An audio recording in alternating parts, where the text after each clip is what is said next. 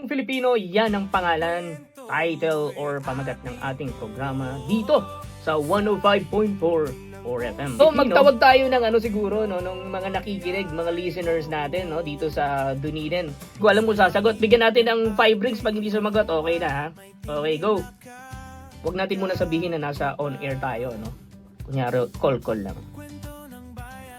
Ang kwento ng ating bubuwi na actor daw who turned down the James Bond role because he was threatened by his fiancé and now his wife na hindi pa kakasalan if he chooses to accept this James Bond role. I see blessing in disguise din siguro sa kanya yung pagka-decline niya ng role na yun.